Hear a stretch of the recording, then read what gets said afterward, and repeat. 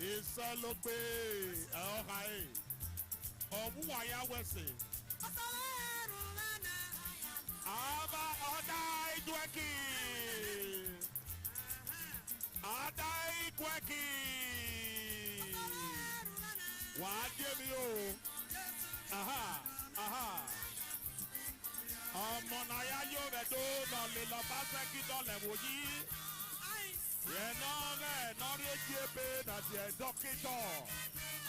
Doka Webore on our market in the Doga Yediana. Oh, Monaya Yovedo.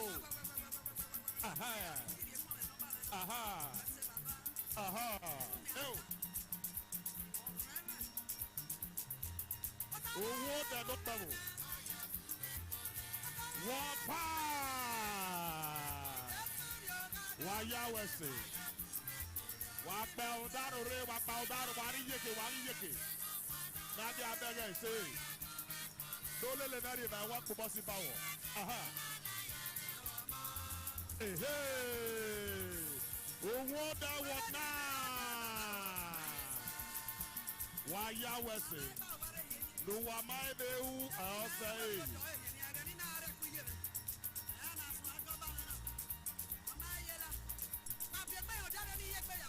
Wapa Udare Darabera Monomose. Nedo Yayo. No Kade Sakon. Komopa Dare. Aha. What?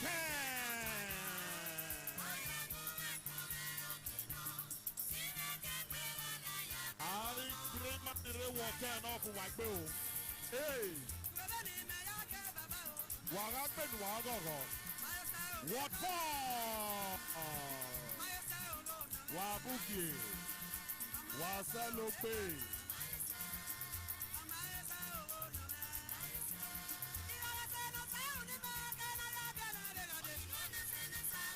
Monaya Yovedo.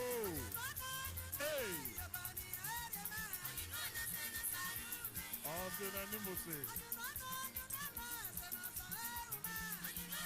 What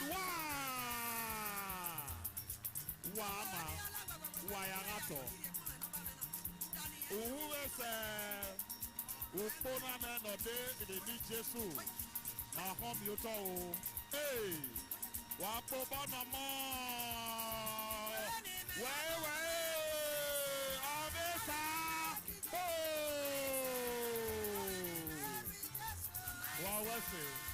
Wawese Wayaya Tota. Aha. Emoji Omonomohi.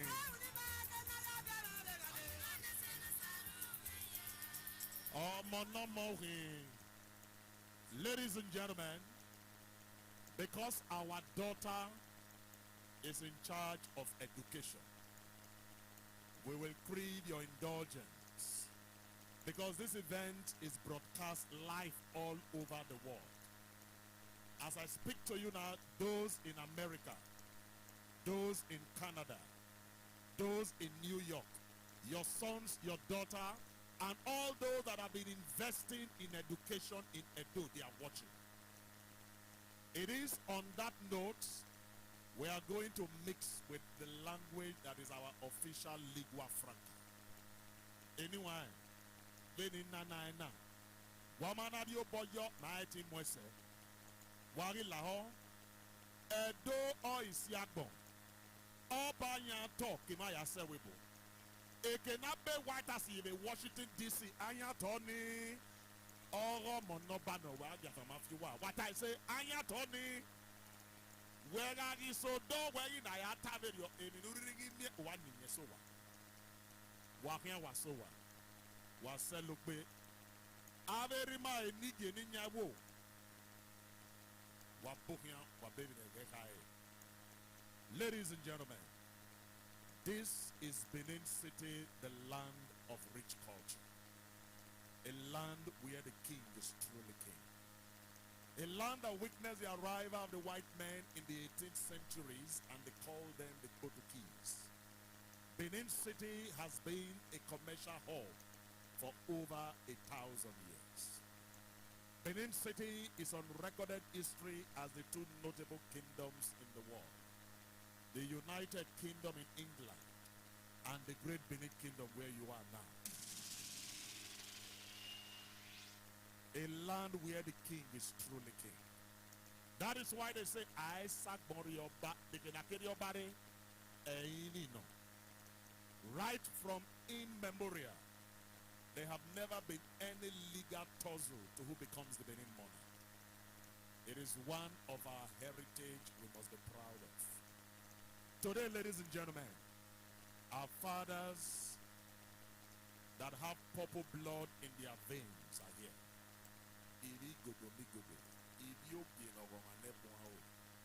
Ladies and gentlemen,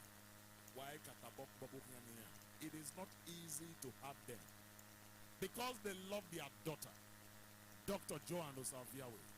Because they want the progress of Uhunmwode, they have all come from their various dukedom in one solidarity and love. I come from Obada Ekere, Uhunmwode Ehi. Eri mere mana ori tota, enogi Obada Nikere Igwe, Aya Kukima, Naya Tuoba, Naya Tuenigi, Wai Laho, Lualelene, Naya Bobokia, Nave Niki Niremana. Yenoge is Royal Highness Joseph A. Arembuwa of Uhunmwode, the Enogi of Obada. Wagumenti Gwenaya Bob, Enogi Atope. Oro Marotien Awawa, Ugaga Etofu, Uma Vega Tobefo. Then I'm winning an Odima, Onagele Mulawa, Onagario Eto second. Your Paga Kivina. Onawa Makeke Noga Yeverio. Onawa Natuaya Luagade. Wanimobo Yoyeke Nanamiege. Godwin Nogega Setua Nogele Sego Baseki Onagele Lapo. What would we put on the Bua? Ori Lapo, oh my day, Berry. Oyeri winner. Olaga Ogesube. Ari Mieki not Doba. Iaike we Boredo and Nemaredo. Wayawe. Emori Luemin at a tablet. Why not a tablet? Elhuna Mino. Elhuna paracetamol. Elhue malaria. Nebo to a computer or a public school. Nakuse. Anawe no mona e dona. Anami bona there. Governor. Now we out of the first 11. Olima. Onaga usmopa Norway. Wa we repeat to bonu Uhunmwode ni makere. This is the first outing. Omae su pokpa buko. Oke bukpene. Wamare no kan aye. Wa ilaho wa yerus mona. To face yon yes school se agien ogewo okwe. Edo ariane governor na okwo. Wamama na kan vote na no se den. Lo saba di mato. Lo saba gele moise. Ladies and gentlemen, for the purpose of our international viewers, those that are watching in California, those that are watching in Britain, you are currently watching from the Benin City, capital of Edo State. 30 years since the creation of Edo, Uhunmwode has never had it like this. Why in IT were gonna there? Ana wukba duwade, nado riemi, nado be, ave mwenaya muariowa, maesulu there. Ema ami, egyaga, oyeetiwe, obo, egyaru. Ladies and gentlemen, if I have a yegerima, Yoba Yoki, His Royal Highness, Uwenaze Idemudia from Eastern Side. Wakbobone Rima. Enogi Atope. Waniki Sire Okake du Warikwe. Wamale ni meya weba. Anati Nyogi Omuwa. Why dikwe ya? Come on. Sir, I'm mocking. To no frana bag novel. We can see, bonama we can see. We can see the mamie. Caterpillar no maga run no there. We can yore. Caterpillar wa go yobere. Meet our father. Ladies and gentlemen, we also acknowledge the presence. His Royal Highness Nadia Amosa from East South. But why did they write it like that? Arik Boeverio. Where they go, where they go, they park point in Guale. They don't have Guale near the hour in an new. Why Gonse Bene? Ave Nigid Wamiana, they are all highly educated. Some of them are professors. Some of them are vice chancellor. That you are a child of culture does not mean you should relegate education. If you cannot speak good and correct English, speak your language. Coming around town along the Ibiwe, 2 vehicles, they batch themselves. Can you not wait for me? Can you not wait for me? Look at what you have done to my car. What is wrong with you? How can you be shouting on me? It's an accident. Do you know who I am? Okay, when you're who do you think you is?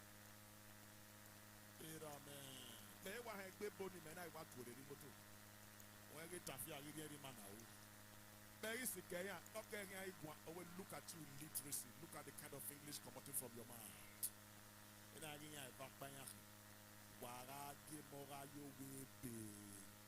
I'm your one who can bother now in the next 50 years of the whole school. A benuma moe forever and ever. If we're not going to school in okay, the man can't be now. So we are not be not good at it. Ladies and gentlemen, while we are waiting for our Royal Highness to get the correct nomenclature, I'd like to welcome our political father.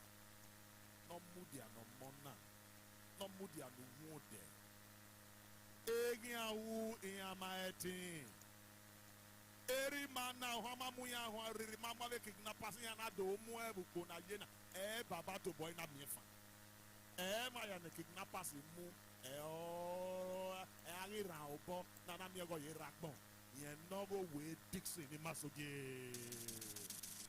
DJ, another 1 minute to celebrate Papa. When I get a go sa bo ase e baba ga eladia udu ario sibane eri malarea. Uewu ye umwepe no ayawu. Aha. Wado ario sibane baba. Wato ni maga. Aha. Owe Dixon in Masoge.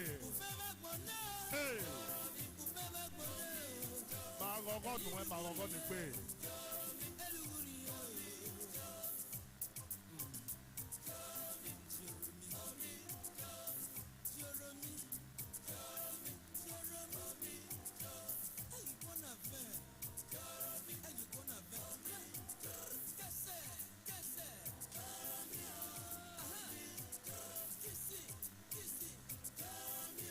Owe Dixon in Masoge.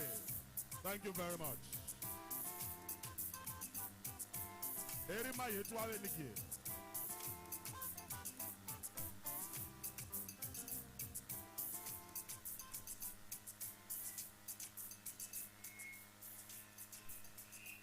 Thank you very much. Next, ladies and gentlemen, we'd like to welcome Orima Obebo Dr. Nosa Egie, Yonlaga of all private medical doctors in the state. Yenakina. Wakubone. We are domion avec Bimanara, okay? They can know you kevere boy. Audio Bissan. Wagi. By way you give it to Oba Tok Beata. Oba Tok Be. Ladies and gentlemen, we also like to welcome our own son, a national executive member of the PDP, the deputy national youth leader of the PDP, Timothy Osadolo. Wakobone.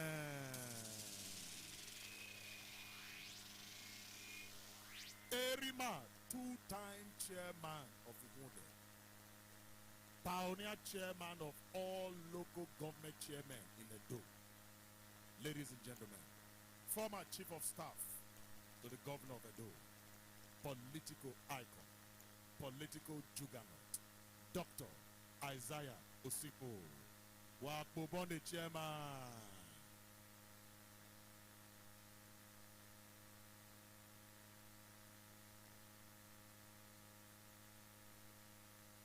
After the inaugural, hand over to my brother for the next activities for today.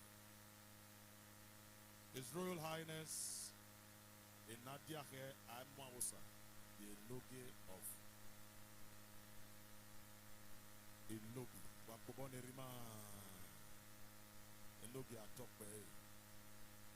We also welcome His Royal Highness J.O. Okumbo, the Enoge Enobi. Enobi. Why would a quick bobone? I would walk more say handwriting. School, I'm making handwriting. I'm making handwriting in school. Handwriting. Very, very critical. Why we are dot in a room on my back. Ladies and gentlemen, we also acknowledge the presence, the Royal Highness Ibie Ukpamonyi, the Enoge of Igwogbe. Why would a quick bobone Igwogbe Enoge Atokpe Esa? His Royal Highness Oroposa, the Enoge of Isiere. His Royal Highness Dr. D.E. Igion, the Enoge of Wakobone Rima. Abenigi Atokpe.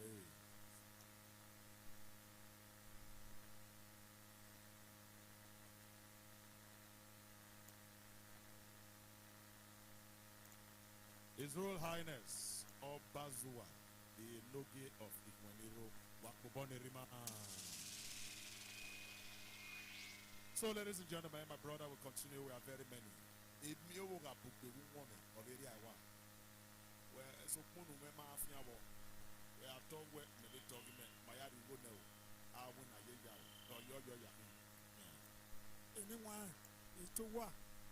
Zabe, if you know you were Yarema, do that way. Makati wage befufu do that way agabowa anasi rana doba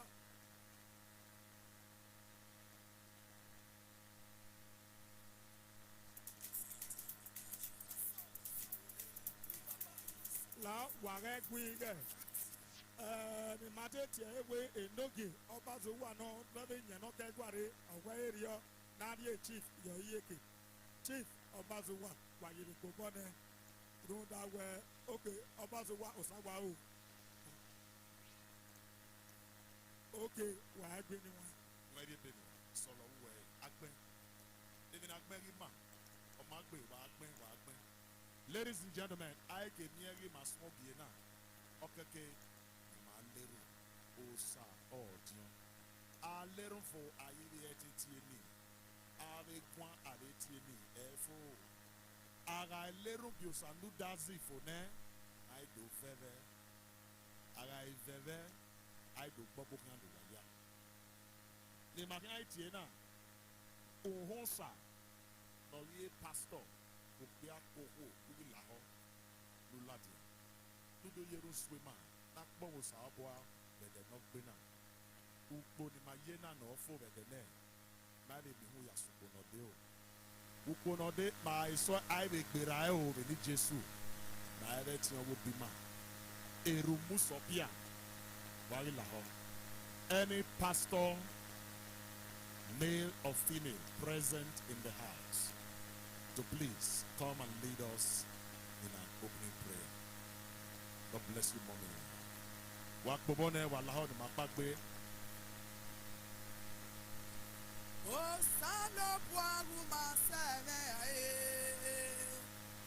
ajino jemere magige me otila umage mafie ogu mage moja akponte wago me fonere banu na tolo me akponji etakpone kevi kyo wane ekpone mariere nunaje Mare. Apa no sobage no sogi. Apa Mario laba ne go bata ba ne totefia. Apa ne di kwa gere. Obo no soto ha. Papa makmomo marowe matiawe. Zebu kwe no ya kwe ma gugyo wi ma baba. Ekpo me mariere. Zebu kwe no ya gobi ma ejoa. No ya setene. Una jere baba. Uma gie amiemi ukpo noje. Uji ogwe ekpo mo ogwe. Baba makpobu huno mane ma ya fefe. Niki gwere ro. Uma gyo wi afiani ahufua. Baba uwesi. Jesu me no yete ukpo we pana baba. Agima juhu fi okpo beni Jesu. Ema ya nire agbowu ya kia ni ahunfua. Akia so wa ya kia beni Jesu. Baba obuare joa mamu e yobo. Jesu me no biete agbowu ya kia ahunfua. Ena jama eji eriba oge. Enori eba oge ri gbe o. Awa wo hia uge. Umu e yupo na ne ofu egbe. Alawo ta o. Imi efan ọmọ ọtẹmi ya fẹ na anya gbọn ọhẹ anyẹrẹ ní Jésù ẹgbẹ náà mẹnu ya lakpo náà ya mú ẹsọtọ mi ní Jésù ẹyẹ mú àmì ẹmú ẹsọtọ ẹyúgbù mú ẹsọtọ ẹmẹ ya fẹfẹ ní ire ìgbọpọ hùn nọmánu wáyà ìnáyà náà rẹ ní Jésù Kristi náà nyẹ mà. Wà á wẹrẹ gbẹgbẹsẹ yọ alérùmẹdó ìṣe ẹ àtà ẹ àmì òkú àmì má mẹdó wà láwá ẹ láti àmì wà ẹ láti àmì. He said, God bless you, madam. What is the name again? Let the people know you. The LGA woman leader of the political woman leader of Wembe. Ladies and gentlemen, Aberima, Wailaho, Ederuto, Adubai, Ayerus Mona. Ade Yerus Eru, Emo Bugbe, Emo Vados. No Sabo Abe Nikao, not Bao with Joanne, Lobby of Yahweh, not Book me a fan. Essay no only Mayana, Amienge Ori, no way. Utone, Eberame, Oga Oga.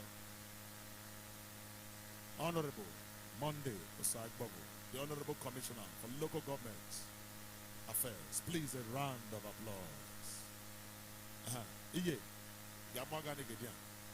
We cannot block the road. You will sit. What's here? Siakire. When not to talk to Baba.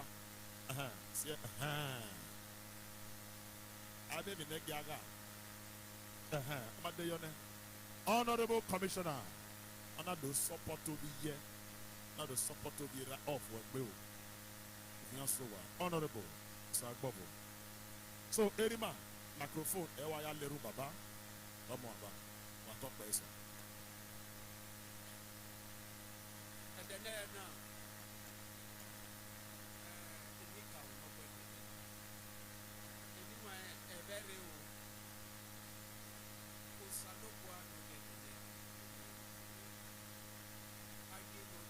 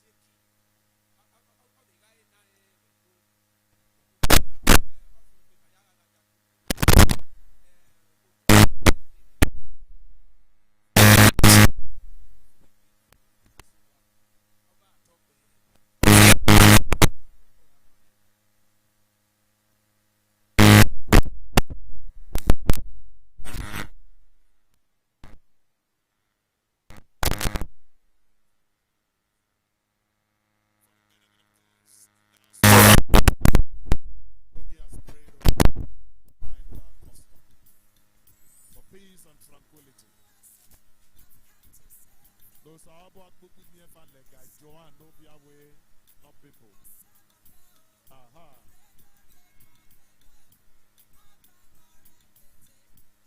Araetada. Eve ifune. Anyon no kake na ya swesoto. Erima ube yeru kao. Wado panyonane. Now where's Isaiah when they go with you? Yeah, Baby 24. Yeah, David 25 Bakoda. Listen up. Araetada.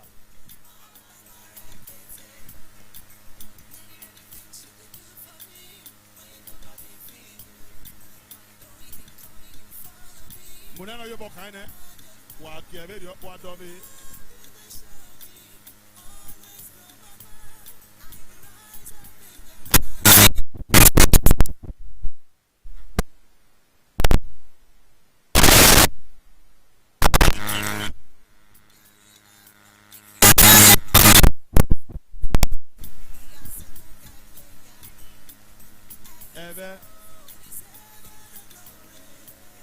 Use your teeth. So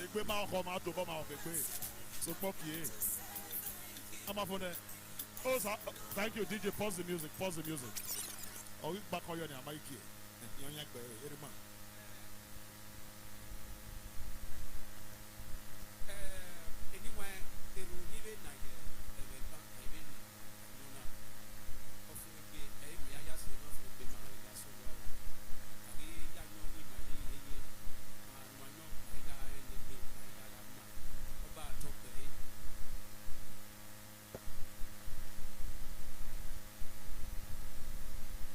Let the music continue as we share in love.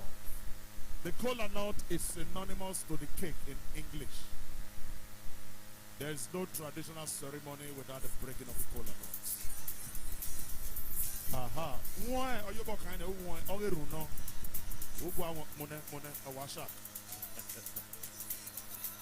So, ladies and gentlemen, very quickly, we are going to be very fast. Thank you, DJ Emoji. This event is supposed to close by 1 o'clock. So we will do everything possible to ensure we close by 1. And I need to watch night in a casino. So we are going to be very fast. Why are we gathered here?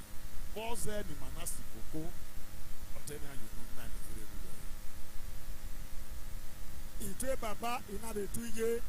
No that where in Nati Ebo Nati Mama Bedo, okay, Bologo, Unawage, Uhunmwode First. No that where Unage, Ayenaka where Uhunmwode Ukao. Umaka boy, non done here, not killing, no one here, away in a year.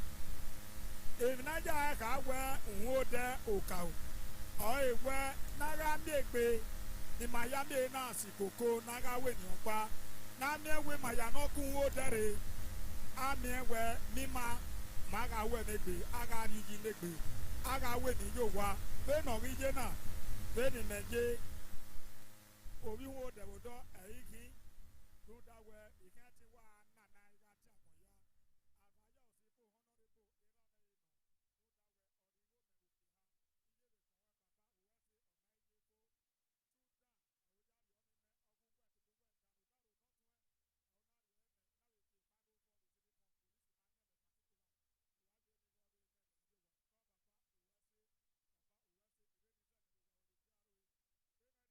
Benadi aje zeba we be aji tana ruda we ijobo no ga aje me ina aje na ri no wan ba o na mu wo de ko ka be ni ma ya ya re ma no ze mama na ni ma ze igbo ma we ni ma zi igbo e ma ni be ma ya ga aje ni ma bo ya fi egweri ejima nu ma na we ni ma to pa be ni ma ya je eji ma ya bo we ni ma ya kuku gbe ba ye kuku gbe na iga we ni opa we no ye ba we na we to ye we to papa ma ya wa ku gbe ori ki won ma ga so wo ri ki no ma e ori we ni na ye na water sa so wa so water ni ye me ije me ye bota mo bi e aka ita ba ku e o we no ya sunu iti kon happen wetin happen e oni majema u ba be ni yi ma ya ta mi ma we no ri aje ni ma na mi Uhunmwode ko da upupo i ukuki aka ya we dona ga ru orion una webe no je on ukinode unwode mana we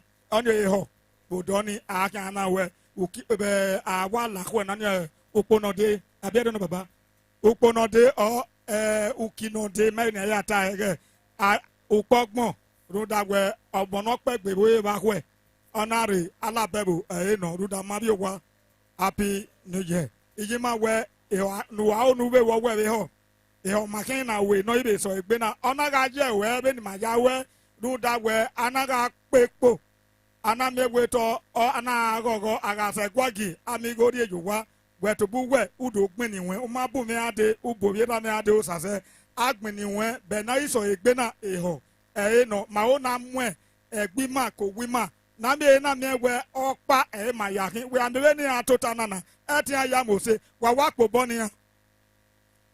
boni ya ruda we ote yoba amie we ero mana adoge na ade ya ri ma aga te kuku aga so le de oga se gbi ma ogwe ga se yo bi jo ruda we no we ne ga se yo eji ma ami no se yo oga be hin moto fokina sa pompe ta ya na gwa be akin adugbe ga omu esi oga dio iga ni eme ya pay obi school fees ekpize nu more na yima we yen wona orizo eta ya ge mo hun sebo mono to ori do ba ma gbija wa so wo we the fight no da we ni baba me na da me yo na we ni tam wa una o we no iso gbe no da ma we o isere na 2020 we ni ye be ya ge ne e ya ta la oni nwa de ma ye be ta se era ma o sase o ye be da me wa do mo ni nwa oga zaya no ta ba ni you ma ge woni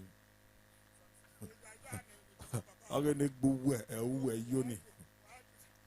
So, ladies and gentlemen, while your boy, Dr. Isaiah Osifo, my neno. Ladies and gentlemen, Uhunmwode is supposed to be number one. A woman, a little nameroyi.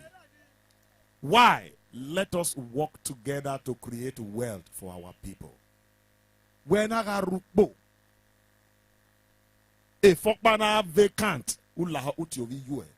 Eriya we wagu obowodo. Eriya we wo townsa. Eriya we wo te oti yoba. We are wase NPC niya. Ekpele, ekaro, ele, obuse. Ivi marok paru we. Omakake no yeverio. Dr. Joan Osaviawe wants Uhunmwode to be first in each of our hearts. She wants all of us to work together to create wealth for our people. Use bungbeli gueso. Arwon paga fevegbe use eoyeye. Wokpa waitiri mila woa. Araga etofu. Amavega atovefu. So nuwa laho. Nuwa amoni vekoe. No okbo bogyan maya. Neboti a welcome remarks. Ye noge o lagago modere no gbera gbava ana be o lagave chairman ire edo gbava ana be with chief of staff otezu amukpo o mai so obo ede no mai gbe obuse ere no sariri we ogwe ogare eniyan party mi ewe wa ma be president man be de na igba ne e contest the president o isokpa ona gele via television or give your phone wa mageke no idona dama mune be ni aweta mune egbo emi yaga ma so abona we na gele dan when na give no year awete Buhari magele win e ma ni bu aga won e burion aweti agele mune Buhari aweti agele mune Buhari eri e bo aga year but wa give me no wa yerun we mona Dr. Isaiah Osifo for the welcome remarks. Wa we gbe pobo ne akegun ati magbe oya ma we not ya we e governor kegun aka kede 1 minute ni na we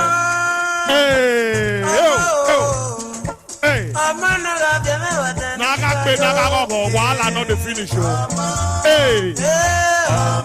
omo na ya yo Uhunmwode na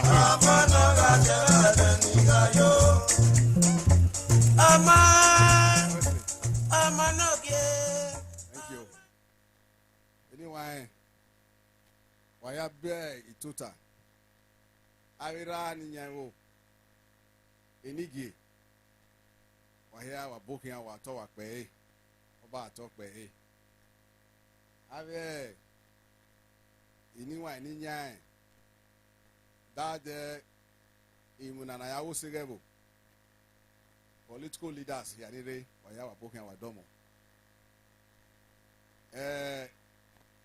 abi hweki adai hweki oba to pe waya wa bokia igbama abuhunsa itenike dade wure dade wodi runde waya wa bokia obunu kata ni si in magorema obi wa ne osaro gbagbo ore ore aka wa na yagba re dade school no rotate do ne a governor man no ga se godin obaseki ze yupo no gba re school ya fe no rotate do we wa joan osa obiawe no bi e adesa gbon badan o tima o cheni wan we wa ya de wadogun ezio ona biti me gbe ni me bi arusu na o bi are ma ni madogun ezio ka bo pon ni gie nda iya even as you ba we na aya do level di ba ni ma ro yi eni gie yo ni wan ni nya ro iya bi nya ma ni ro ya mi agbade a abi ku ni ye ekuno bi okai igba ma ni nya ho e youth wa ya gba mana omunuka yunuka ba we emi ma wana na emi onyunu ano osie we na we bo te we bo ebo iya ma bese ma na ehui but the ebo ya lago dawo aga iwa zefu ne otu no ri aye awazefu ne adokugbe aga ikugbe e ma na za yupo ke na zemu ke na ha no lelupo adogwe azio ihe dogwe azio we baga iwu na ya dolevo yi ya yiwe emi oka onore e ko wo bi wa ju an bia wewe awaze gbera ne na mu abaze yoto na mu emotu yoto erobi rama erobi roma erobi yo na mu yoto na dogwe ezio na mewe eri na ri oba ahia wu inori oba wu ne keni ahia ye wu baya mama he no na manu hu de ikona egene de federal government ya mu we na chair ministry of national agency for orientation manobo atala we ai wo orientation uwe no hia wari oba uwe no hia sunu wi ahwe uwe no ruwe wa ni boy os o manwe budukere ebo we knowledge is power mani gbugbo ma ega na yagwa abi ega na yakpinya ni umana agwa ega no kweke yagwa nya we hia bie umana be pon ega no kweke yakpon nya ni dia yoto a knowledge iye ni na mana ogbugbo me yoko na manima iye ni ogari oba ni ma mi ogari oba na ri oba be na manima opopa no we manima hia wa kugbe no we manima hia wa tewe ya makere wi wa ti ma ba we na and oni o kao wari oba hunda we eri ebo ya we iya ga wa zene iye ri iye mi ni mani agba oge mani agba oge ni mi no ruwa ri oba iye we no ta mi no we susu yi a o iye we gwezi o aga ikugbe ni wan we hia ahia so imwetu wa ya fe ya ka bokun e obi wa Joan Obiawe zeme emi o kao pataki no mu gbona we aga azoma yupo ne okeke ewa eten rowa kinirisi na zio we ni hia man hu de Uhunmwode First o we hu ne Uhunmwode ga o kao bimi ya fe na re oba o na mame we na si magiyeke ni ma aro dao ni ma haze ma ka haze I got Kevin that way. My aka who there patakino or loud out. So more no radio where the winner out cow. Usaluba o cow or have a movie and boy you. Yet to wagwan. But on your 7, Munda, you know, say, Ninaka Bogo or your way on my he be school use university. In swimming in my time more the class. Hey, when I mark have more, I was in it. Why damn you ho in Nadoba Haunwa, one nota, Wabakuto. You party now, Wamuyoto. You robona, you robona, Wamuyoto. You get legacy and very you there, Bamana. Can you party now a join ye of Yahweh? Can you party a move here on a Tisimayako go? Or when I could be out of way, or when allow that or we that way, I could be or a team in one big bay. Oh, they was about to hold that deal. It won't give a man. If my wa Casuni in the end, who the first, who the first. But they're going to the money you take a banana while my old trick, but okay, very cabok one. Monday, Sagbovo. Ola Gara no, Utovia, maybe Olaga wounded, but you were on the governor Zen of Barre, I will local government here and routed to Commissioner for Local Government, Honorable Monday Sagbovo, welcome. So, anyway, when you turn in there, Bobo can wa. Irun the nigga nine. Nalaho. Nusaloba does it. No, they are saying, Maduena. The Makube, the Madame Huvima. Who don't have with my the Madame who don't have with my Utano, I know, I will know. Namia Weke Nakba, who there in Kenyadine. Eke Marie of Webe. Allow thou, Atemu, Akube, or Oba Tokwe. Wakabo Kubonerima. Runda where Domaje. Owebe no Jose, no Yana, Maya, Nayaka. Zabe wi mamanye ho, Makebe eme, Make waho, Waya Waye Kobone. Unagi Munabe, we have done Unasi, Baurupa Yeba, Ame Yebe Lataba, Waye Kobone. I eat a what's in a only matana babage. Runda where Anaja Masi one, no day you say. Runda where in Wakani Masona. Maboge Bame, Mawa. Only Maya Latapona. They've no work a where the one word done a honey wine. Do that way, my watching wood egg banner, my deck base way, my watching wood a watch your cow. Oh no, it's not gagging my bay. Ukona, sweat baba. Anyway, what I play. I don't water, water cow. I don't water. I don't water. I don't water. Akugbe, nuwarame, akugbe eti, nwayarame o. Wagima wakugbe, nemi yarama, akugbe eti, wanugba udeme. Wagima wakugbe, nemi yarama. Ada hoda ukao, wahya kakaboto. Ada hoda ukao, ubahya kaboto. Ada hoda. God bless you all. Why me gaya alworiya tu waka kaboto.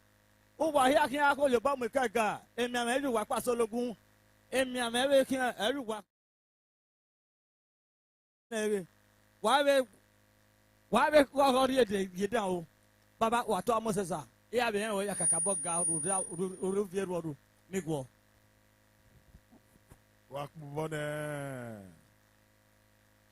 Ladies and gentlemen, at this point, we'd like to make welcome His Royal Highness O Onarise, the Noge of Ewewedo. Please, Wakbobone Rima. We also acknowledge the presence of His Royal Highness Osaro Moegie, the Noge of Uselu Aho, Wabekbobone Rima, Wabitota, Wabevinegai, Wawesi. Uhunmwode is supposed to be number one. Tell your children, those abroad, where you come from. Okay, kenario moario wa. Adiomwari Gwe, no make no eke no kere. Guapa na miaze, Azen Redo. Azen Rabuja, Azen Rewebo. So don't run away from your roots. We had an opportunity of our daughter that was almost going to be crowned the queen of all Nigerian university beauty pageant. In Imo State, in Owerri, the capital, in September this year. From the University of Benin. Among all the about 92 universities, our daughter was among the first 5. And as the MC, I already told myself that this my sister must win. And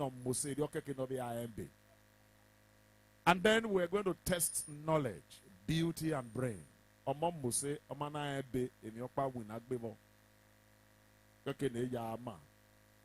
then we ask her, you said you are from Edo State? She said yes. How many local governments do we have in Edo? She said 18. Question number 1, correct. 2 more questions to win the crown. And then I said, let me ask her a very simple question. Out of those 18 local governments, which of them are you from? And she said, I'm from Uhunmwode, the local government area. Oh, I thought it was a slip of tongue. I said, can you repeat what you just said? Boldly, she announced through the microphone. I am from Uhunmwode, the local government area of Edo State. Do we have a local government like that? What was she supposed to say? And she said, I have never been there. Uhunmwode, local government. And that was the end. The corrector must be the worst. In that way, when Ogiena, do you know your local government? He said, yes, of course. I said, which one are you from? He said, I'm from Ovia Noit. The man of Ovia. Ovia Noit. Corrector must be the worst. There's nothing like Ovia Noit. It's Ovia North East.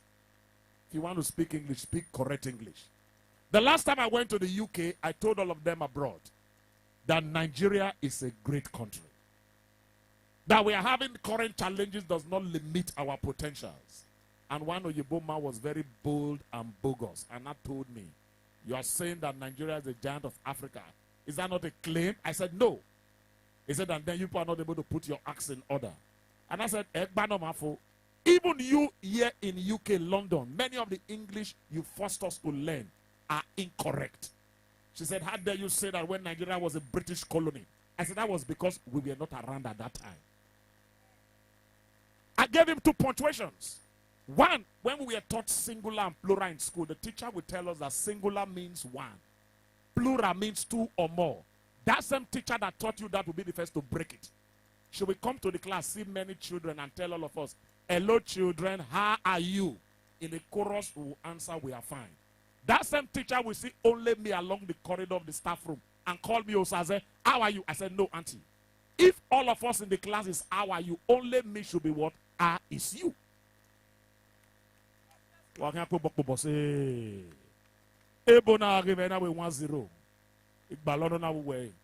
the last one, and I told them, reported speech, good, correct English. If you want to give it to a lady that has a book and you want it returned, what do you say? Give her her book. English teachers, am I correct? When the book now belongs to a boy and you follow the example they taught you about the girl, what are you supposed to say? Look at it. Oh. When it was the case of the girl, give her her book. How many her? 2. If the book belonged to a boy, she also have 2 him. I told you about that too. If the book belonged to a boy, you are supposed to say, give him book. Why will it change from him to is? Is that not confusion for children? If the girl is give her her book, what has happened to a boy? The boy should also be the same thing. Give him book. And if the book belongs to us, what do you say? Give us book. If the book belongs to them, what do you say? Give them book. If you write that in English, you will get F10. Oh. I already have a PhD. No, I'm making a gear. Wahala not the finish. So, ladies and gentlemen, we like to, at this point, move on to the next item. opportunities in government to benefit communities and individuals. We'll come to that. Development of Uhunmwode, paramount. Then we will now have the launch of the Uhunmwode Opportunity Database. The purpose of event. Registration of interested individuals into the opportunity database. All of these we are going to do. But first, our fathers will talk to us. I am in one. Ne baba ga mi ebi total. Una ya yin gedege ubege. Owe Dixon Emasogie. Ora Gwan. Umana dame yo worin yo. No da me no kunwe ladian. And able to words of wisdom. What would be bonnet mana? Not take it away. Baba Ladia, not beg away. Hey! Aha! Aha! Hey! I can't go attack me. Hey! Hey! It's a matter of Baba. I want you wearing Lutona. Hey! Oh, you're quick kidnapper. Oh! Aha! Why do you see Baba? Hey! Ada Ikweki! Hey, why you dey? Anana gere. Hey, iyan ye dey, ye gbe baba. Wa to ni maga. Hey o. Aha. Aha. Aha. Aha. Hey.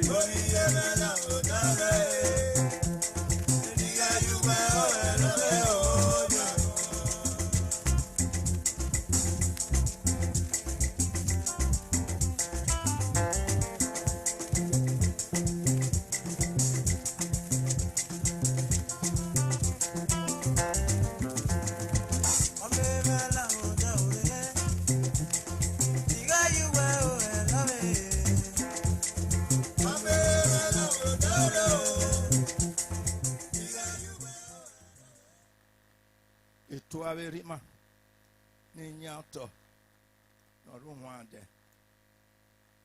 If you were a marking, it to have a time here.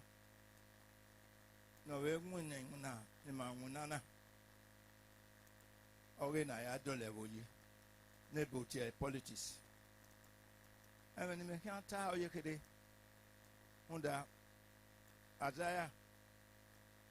Ogwa ino bune no chima nunda chima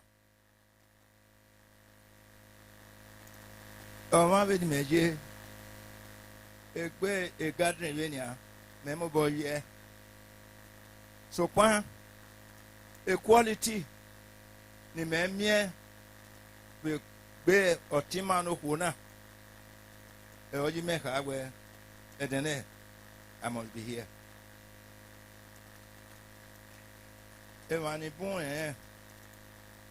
Yesterday morning, I lost my cousin,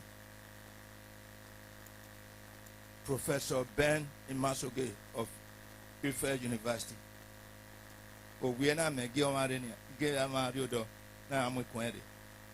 But I feel where in my honor, if never so ata where nanaro great division reparty.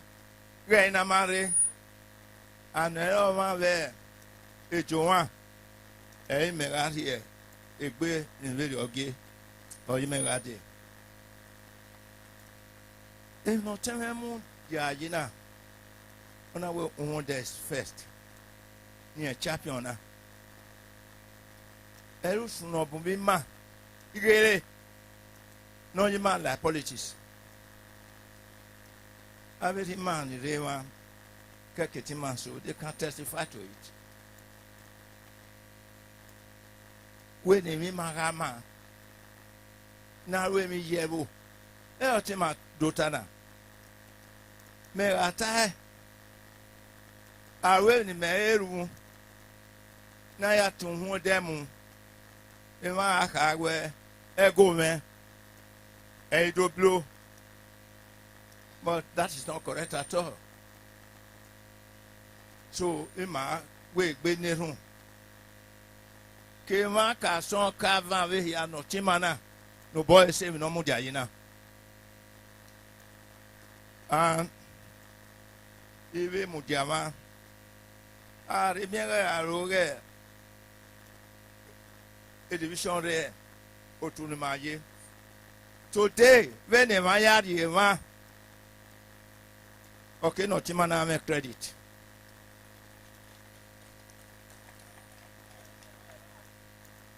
me ma ya yi local government o we garo na ho pa no re position anatie o mie e ma na gwa gui e hia akuyo kure kugbe ero in Edo State today, except we are deceiving ourselves.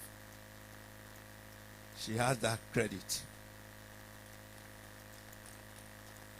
Imaye imya nerege etinfue ogwage aye do wa ma ni wa ogwage awaye but you only assure where a chonga wenige politics. We stand by you to repair Uhunmwode. You're going to really need no you actualize it. When we work Uhunmwode First, I will be in the forefront to assist you.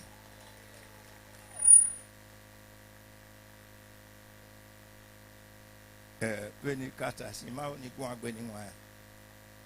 I still want to thank her and we praise your effort.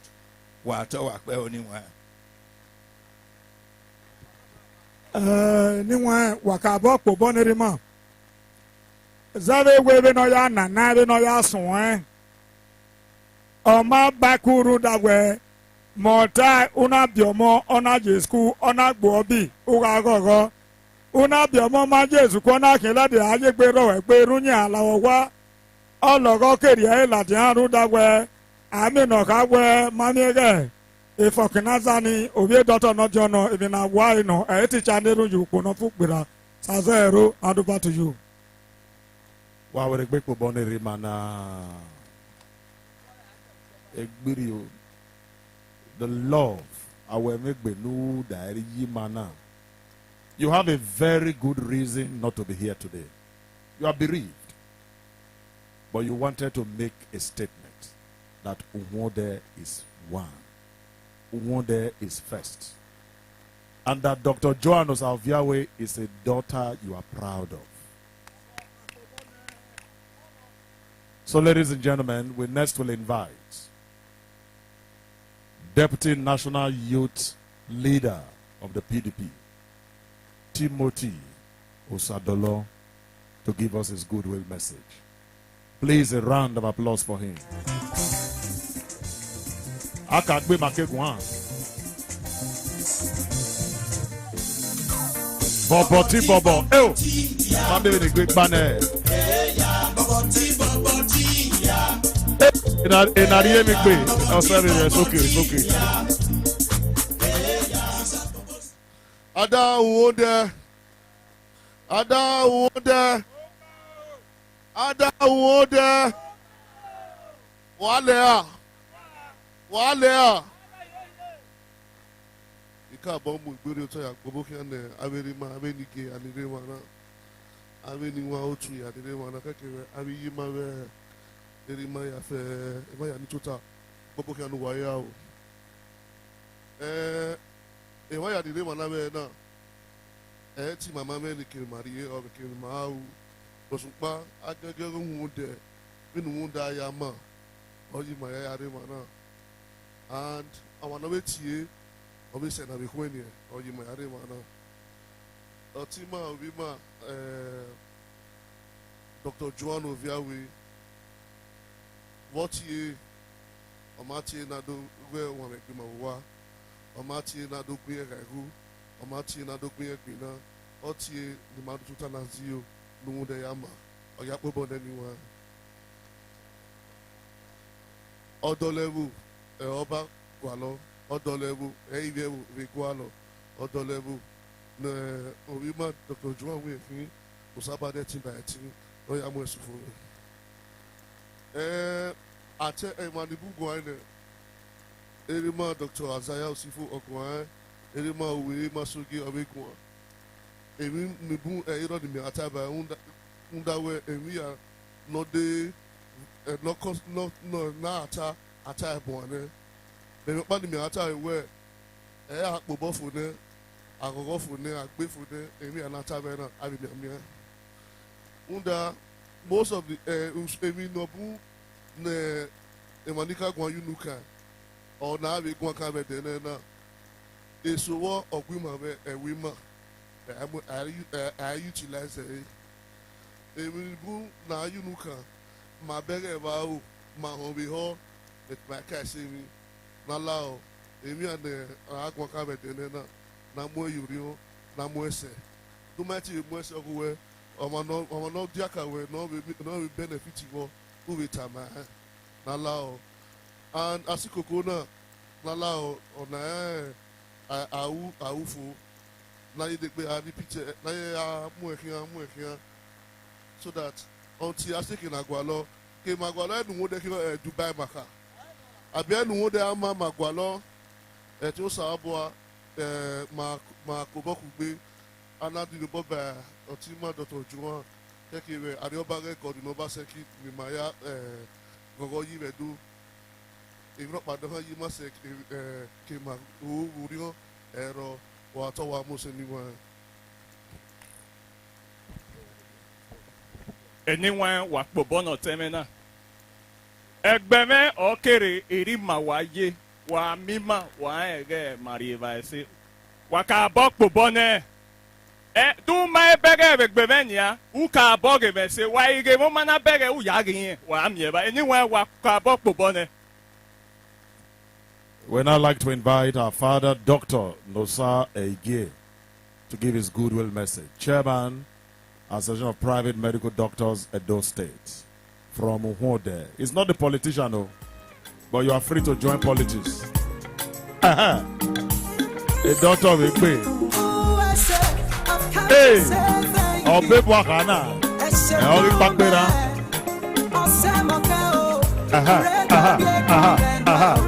Alungero. Okpa yesko. No kai to boy or you get it. Nera mai.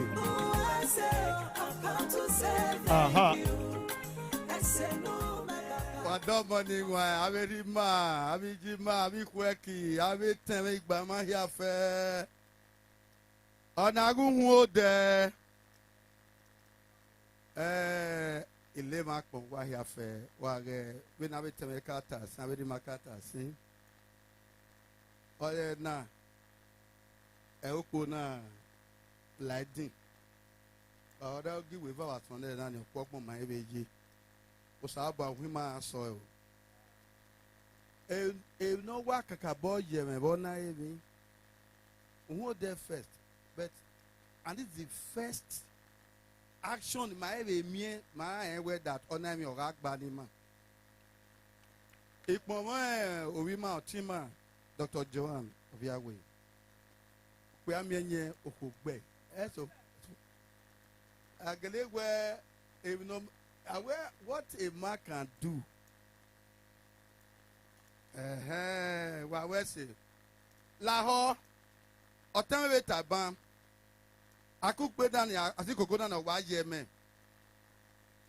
akwe boy aiga gwale na ya so enwe na iba na gbon ya si owe Uhunmwode we na oye na oye ma ya edeni office e wo ka o mari gun a ina we wa Uhunmwode urukpa Uhunmwode hospital Uhunmwode oye government emi nibu and yen do gwi megun if no be din eworion ina wa mwegbe ma be mwegbe ma ya tietin ba wetin no ni ya gba but if you pa ina be ma we nigi wa la ho wa doge no sie di mana mo bojo wa mani bu ma mo gwa we bu ma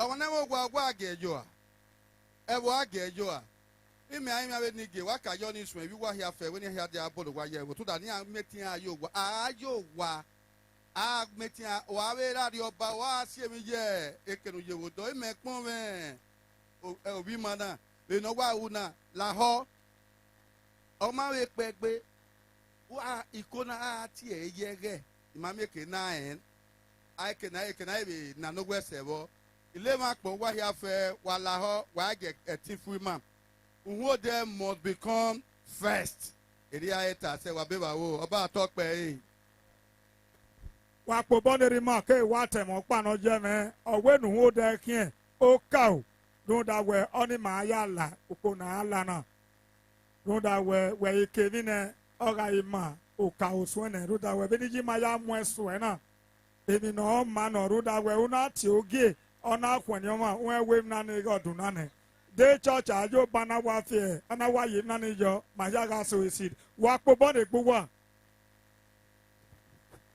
Ladies and gentlemen, thank you very much, Dr. Nosai, for that very wonderful solidarity. We now invite our royal fathers to speak. Two of them will be speaking. His Royal Highness Joseph Abuwa, the Enogi of Obadan, will be speaking. Bakbobon Enogi.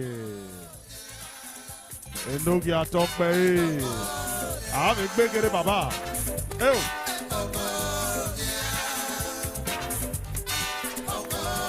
Michael Uhunmwode me when he went do.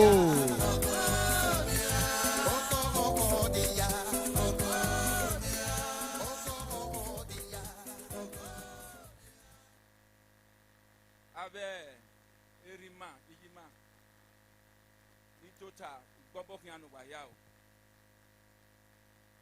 Emi akata ya ka bo pon me owe dixie masoge. Yakebe Isaiah Osifo. Remember 1999. Agani emi hiawa ama. Ani awa hia Uhunmwode. Oto ikpekere yagebe pa ye government re emi yana wa ari oto. Ekini ma ye we gbe ye today. Mo ta na wo ku o mo efere. Egbe na do mu dia ye na ro ku o mo ere na. Abi yen amake ke na kpo bone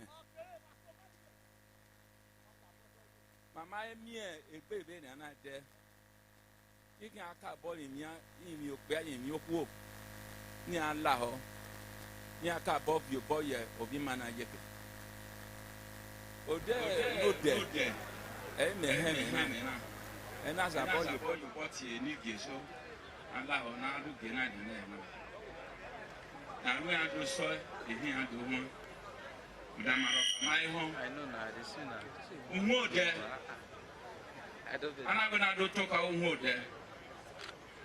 Number one, my man Kukwe. Ukogeba.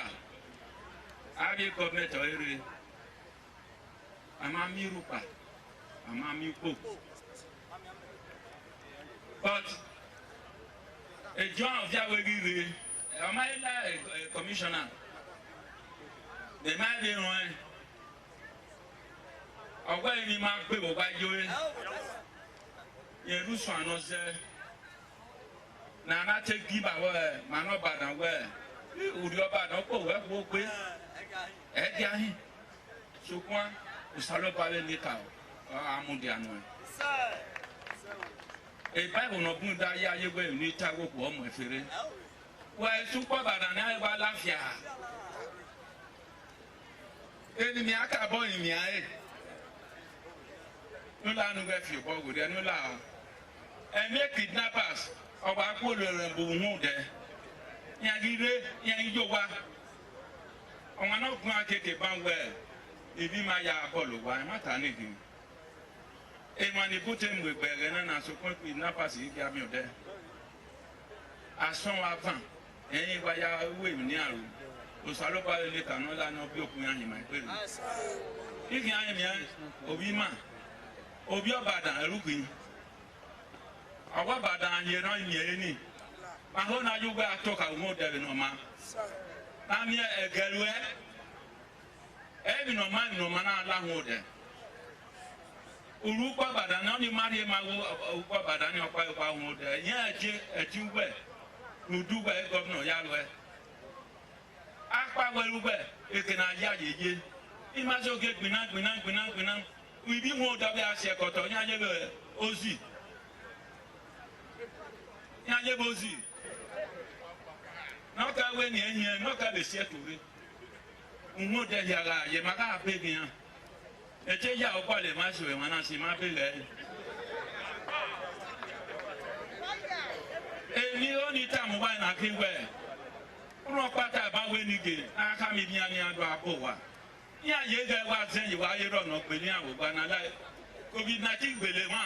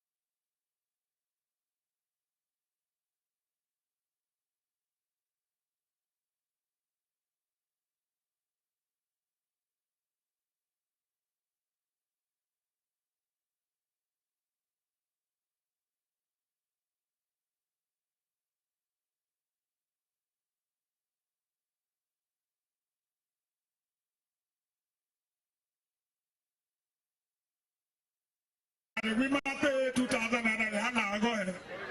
No doubt this is your darling. Ogogo asege governor ima. Me do we jane o we abebuni. Ni mai dia ero roda we o we era na asa ya sefo babadomo. Ire ba ene bo wa we. We be zomo ide aru we owo gawo sawe. Wa popon wa ya tuta. O manu gena riso egbe baba.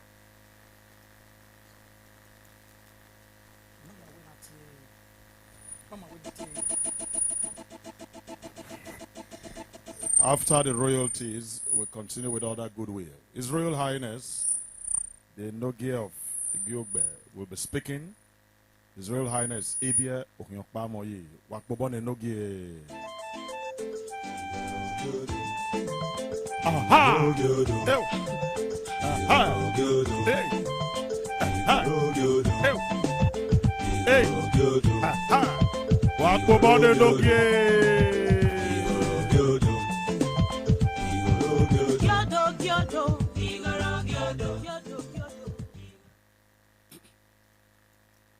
Anyway, itu waya pepepe. Era me masogi tuo. Eyima. A youth oge Uhunmwode. Eda ikweki. Eva ya fefe nire itu waya fefe wabokia o. Ika bokun sanu dazi. Nona hiye dene na me ni yare. Ivana. Anyway, a commissioner of education of boom, no a lao. The mega commissioner of event TV yana. Nayati oma.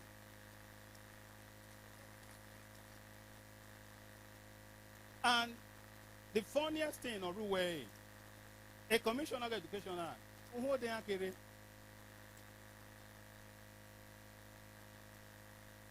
First quarter for Shomole. Ekmeni Sinari.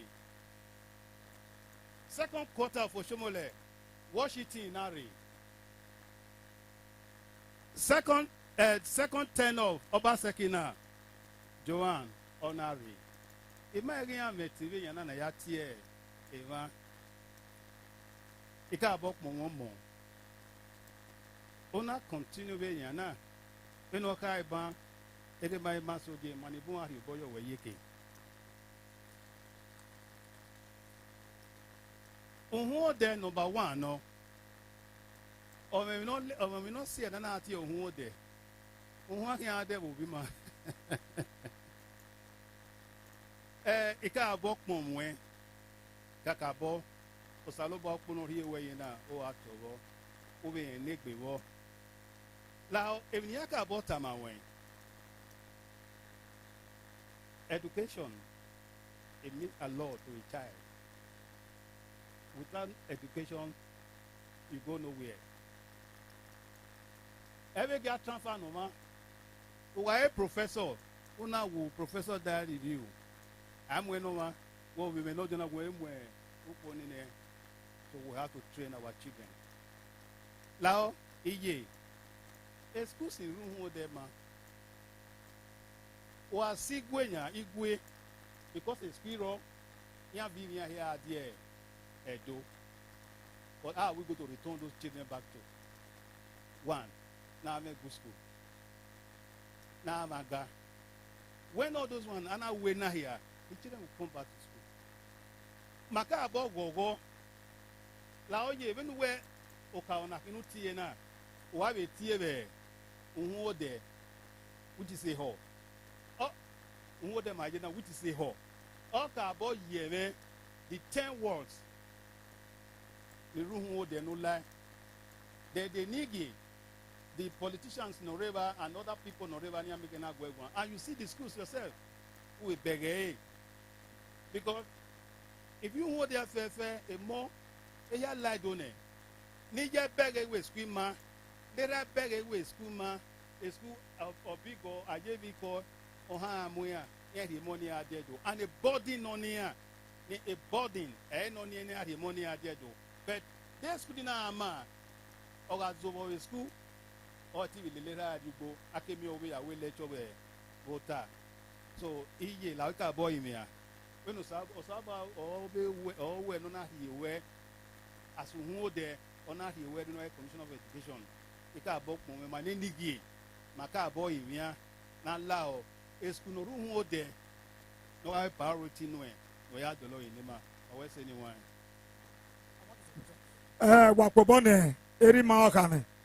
Ronda we no yata uvien o wa gbeyi me ke bata bana mama wa bo wa ye we ma bodo me to bi me iwa ari odo ike ayedo ija we you chairman imwe we dade iwe we ma no ronda we una aro wa no mo se o ake no ma fi pejo o wa we phone una we hello o we police odena iya la wa ni ronda we me re nu we re ma na so ga wa aro nuru me wa we me hia Udo waro gbano mose o awewe mezi ye baje bezera bara ini nwa omano iso egbe na zebe no je na omo me erima chief doctor aegi ogbo oge na wa ebo bero ma be na ri landlord bero ma awu yen to bi yen omo ole gabe okay waje ogebe Dr. Bilio Sawaru the Obazuwa Obinikedon the senior marketer director Obunati baba we ogenari so egbe iya we nu dori eme pin erun da we ebo na gbene ye ma be ne ma ya ta ba ya we ni ta e afia me na we ni me dege we ne baba the one in oh the battle boy have it on what you go oh domo awa jo baba ada the boy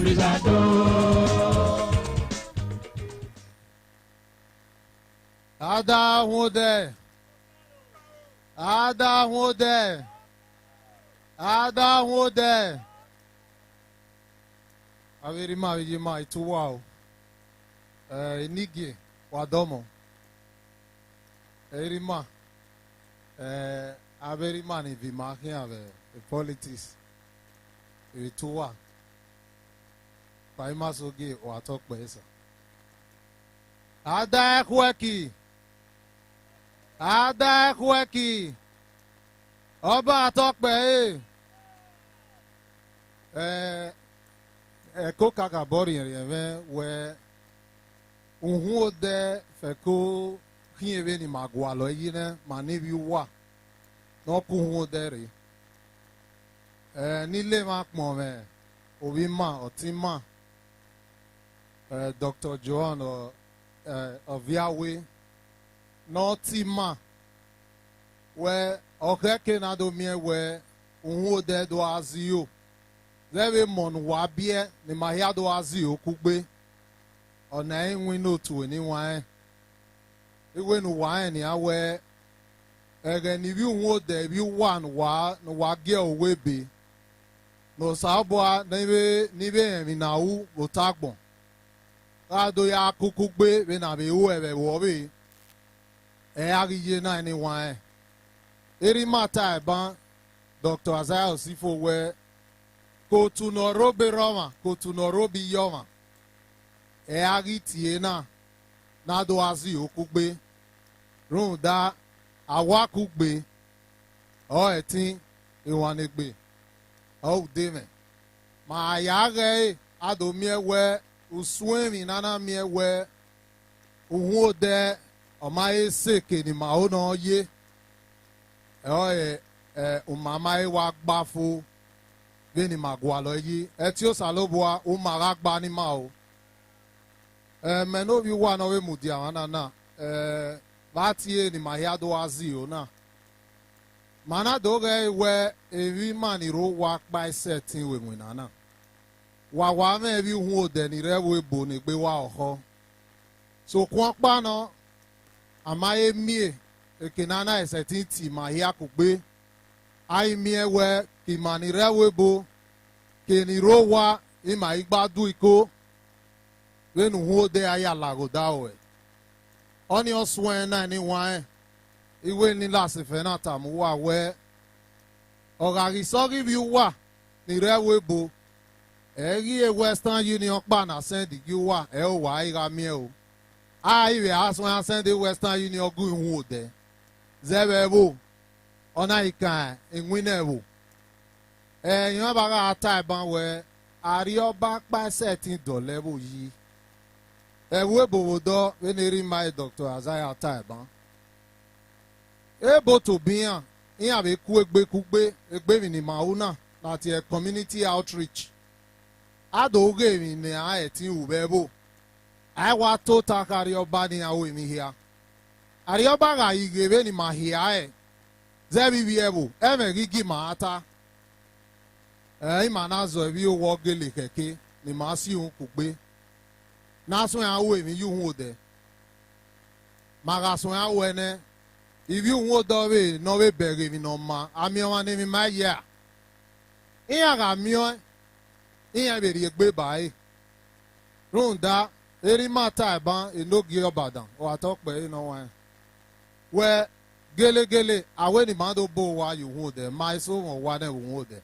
emi no mano so kwon pa ama gwale be na aya gwale solution ye me kidnapping na ora logo especially if you want ni rewebo eso arena in mudi ayeko eso ara Abuja wa we ni adio wa in we kidnapping wani rema ebe nu wa hon eri ma hon ebudo ndo ni e mana be zo bi o ma ipegbe we ni ma si o kugbe na ya di yobo ni ma ni ro wa especially abi na ti vigilante ori mana abe mi ewe dari oba na be gihunre ana gie police re agie sojare iya gare ya apa runda Uhunmwode o wa rian ibi Uhunmwode o ki awe etin gwale solution Uhunmwode eri ona ni wa we na gwana ni a emi ni ke ki awobo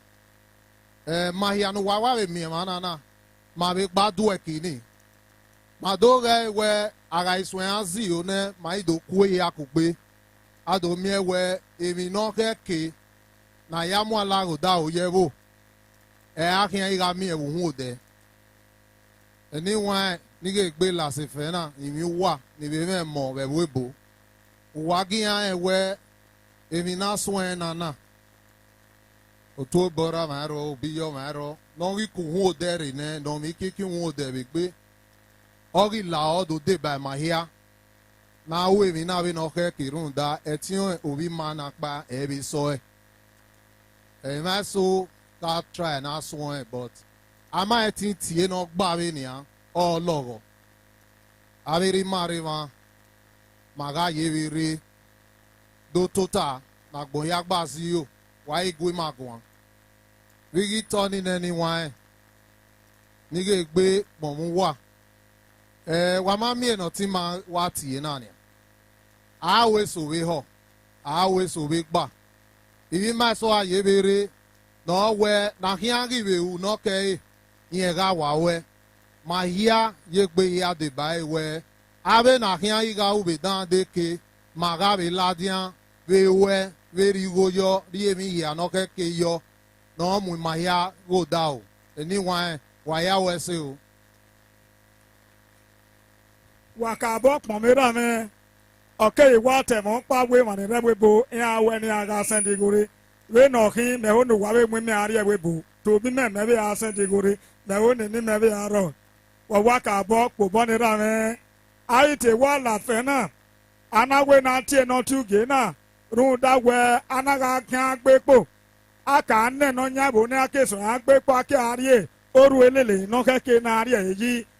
Ọma ọmụge na-so ọnagwe eo ewetigo bunye gbe beni meje deunarigo meni ya chatimoto beni je yawa aka ila keke na pe na gege mi na ke ọnagwe eri ọrụ dawe na ọzaje igi so wana tamije me na we oni yunu temba inazi ga inaza yunu meri mwela jana mati kemba igi gba mi ga ina mweye pa akpo na to amejo iwata gbere na te gbe mu eyi mauna no da wo wen zayunu owen oni e wo bonagun ya be no ri aje metubi me abi alelu ekan o we me ki ke na pa e school fees opa e o kan ga ame o ma no keke na ri tie no tu ge na no no gbi magun azebe we be na ge gogo e na pegbe o ma be ro ge o be boto boy aga ika boje school ga te PhD oni e gi gbera ba aike ba pa ima glass ya o aga go bi o ma ba akin my go benari aje to boy iji maga Johan doctor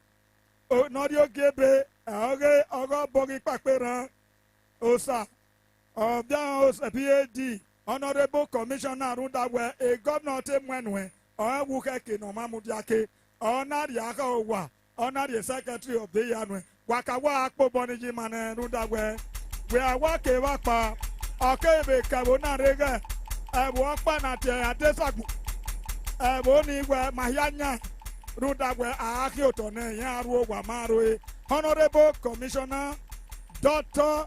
PAD MESC PSC ija iji biaka ya fe Dr. Johan wa kobone ijima ugesu ogbema. Ladies and gentlemen, for the benefit of those watching in diaspora, we'd like you to meet a woman of distinction. A woman of class, a cerebral personality. She, beauty and brain personified. It will interest you to know why I swear for Ikin and Ifo. A patinana no kake ana we patini titi. A patinana I we decoration the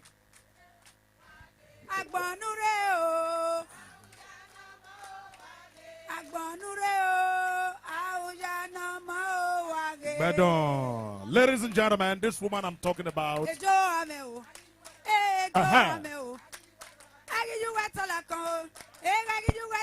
What Badon? Siwo. Where's the ye? Ladies and gentlemen, Dr. Joan Osaviawe is a gender and education specialist trained in Nigeria and abroad. She has working experience in the educational development. It will also interest you to know that she is the founder of the African Special Interest Group, ASIA, of the Comparative and International Education Society. She's a vibrant research personality and a practice network comprising of academics. She's a practitioner of no mean repute, policy maker, and a graduate of over 15 countries. Ladies and gentlemen, can we celebrate a daughter in whom we are well pleased? The Honorable Commissioner for Education to the Government of Edo State, Dr. Joan Osa of Yahweh. Ebochi, let the music play.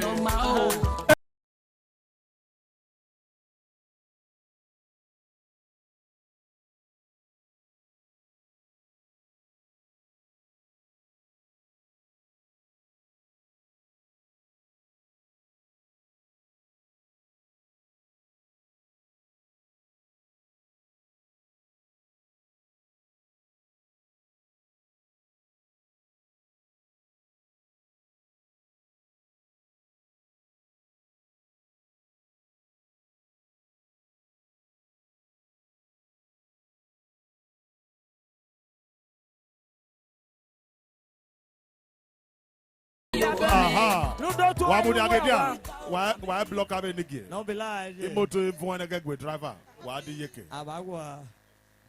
Waka boto ye. I tell one day. O caro. I tell one day. O caro. Waya wese o. Obo yanima. Akugbe. Akugbe. Nagalo. Akugbe. Ete. Nagalo. Wagima wakugbe. Nemi yagama. Akugba eti. Wanugbalu deme. Agima wakugbe. Nemi yagama. Wagima wakugbe. Nemi yagama. Akugba eti. Wanugbalu deme. Wagima wakugbe. Nemi yagama. Oh yeah. Auye. Anahina. Auye. Opa. Opa wonide. Ibi wa wa wese. Wamaya mane kwemo. Auye. Uwo deme o. Auye. Awede Uwo de o. Auye. Ibi wa wese o. Imane kwemo. Auye. Ewu deme wa wese o. Wamaya mane kwemo. Auye.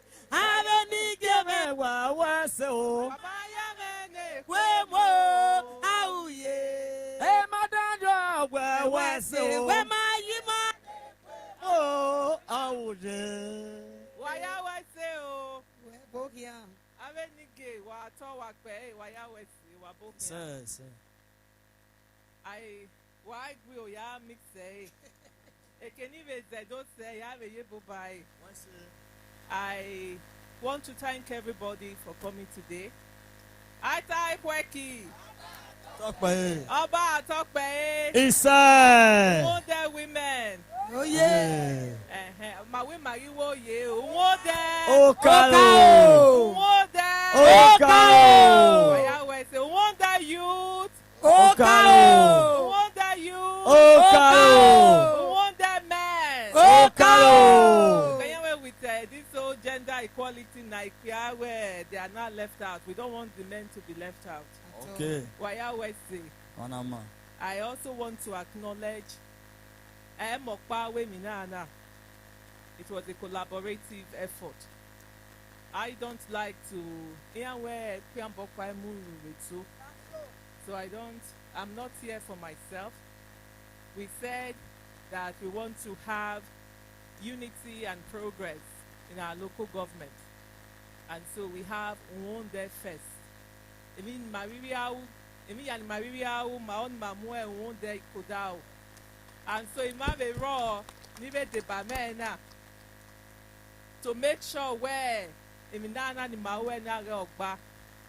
So I want to start by acknowledging His Excellency Governor Godwin Noregase Obaseki. Every man now, but I'm sure he's here with us. And then Mason Nuwabe Mieve, I was sending Nuwabe Mieve feed in India.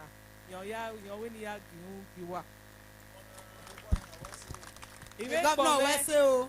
Every man of every man. I was not expecting him to come himself. We spoke to all the leaders in the local government area, whether they are traditional, religious, or political.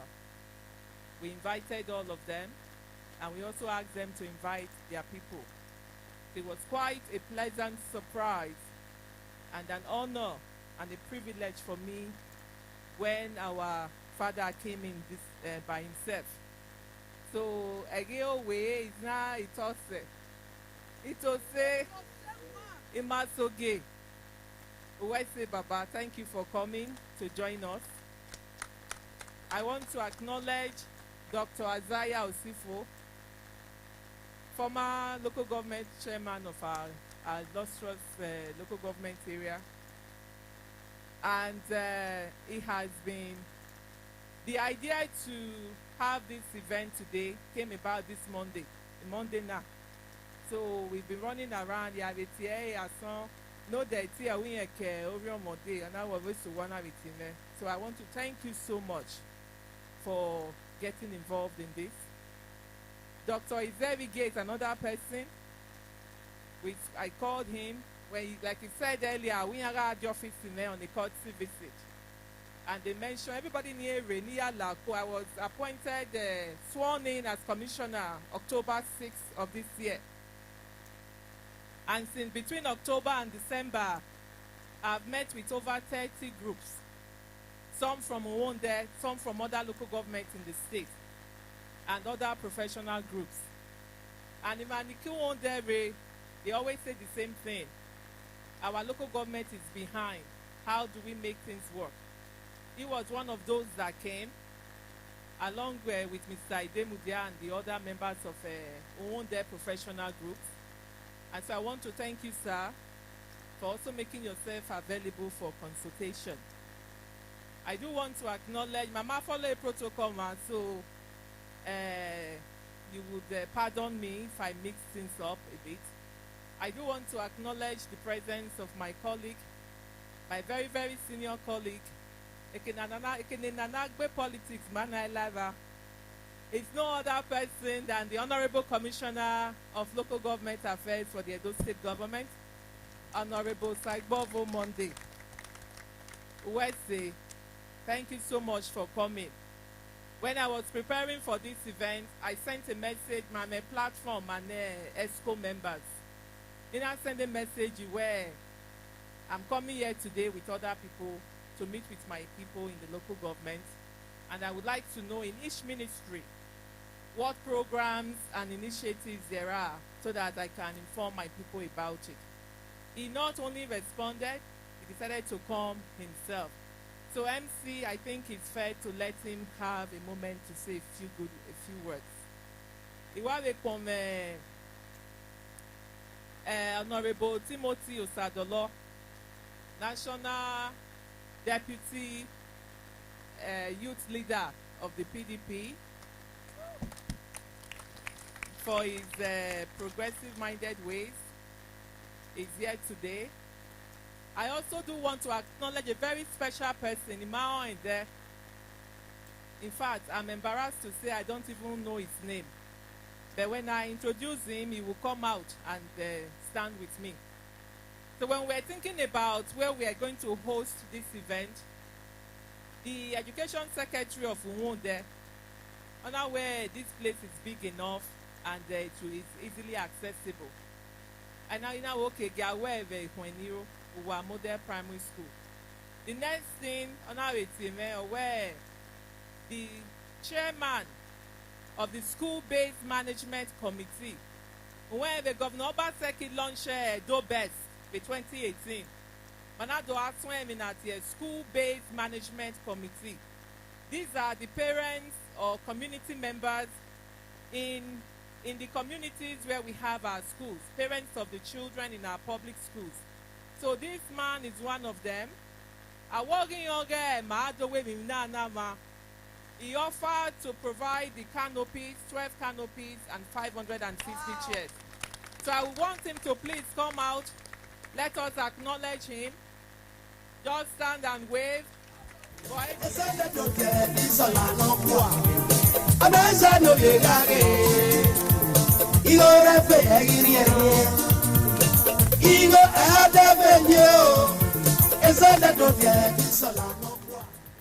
Mr. Johnson of the School-Based Management Committee Chairman of Uhunmwode Primary School, Ihweniro, Uwese.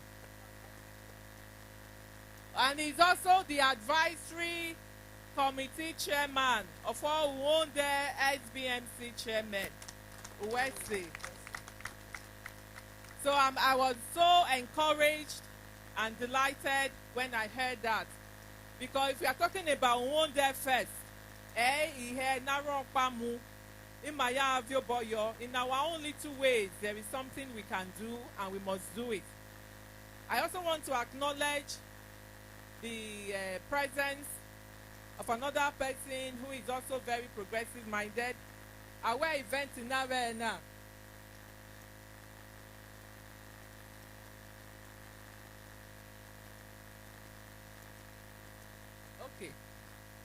I'm sorry. I didn't. Please pardon me. It's supposed to be Dr. Nosa Ege. I don't know. Vena Bungbe. Why we? So Dr. Nosa Ege, thank you so much for your contribution to this effort.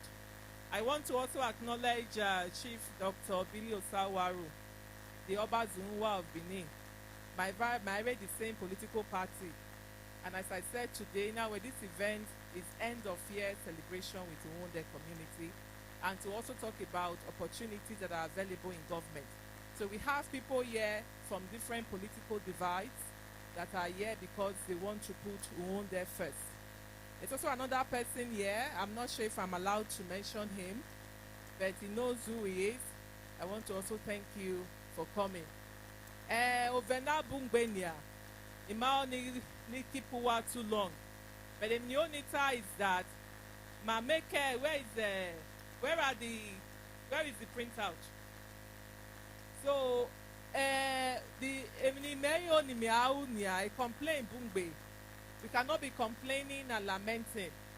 Government can do its bit, but we as a people, we also have to do our own part of it. So what my commitment to my local government today is that the position of the Mume here as Commissioner of Education, if not keke ni mewe you have a way. And so under this community outreach effort that we've started, you've heard them say already, in January we are going to a hall. Make appointment in Madomiwa. Let's sit down with you and rub minds and see what we can do together.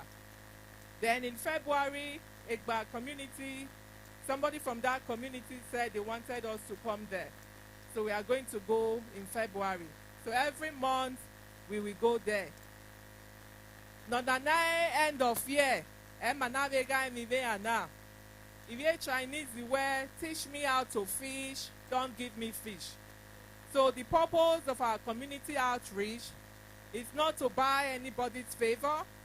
It's to teach our people and orient them about opportunities, whether in government or outside government, that they can avail themselves of. Recently, Governor Obaseki reopened the School of Nursing. I can tell you where within 2 or 3 weeks, all the applications forms were taken. Unwimaro apply. I don't know. Bank of Industry. Here they make program. Here are the loans in them, and I be loan the bank in the normal. And I very soon.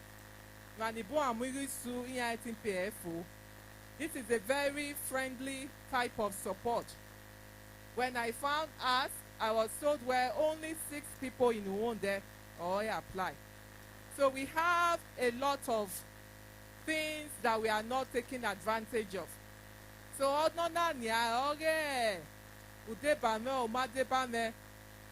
they have been passing around a sheet of paper. It's voluntary.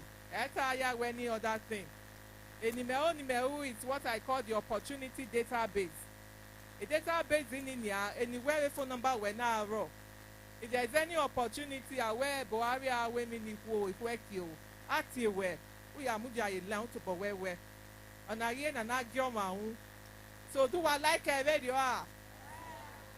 So do I like a video? Well, make sure guys.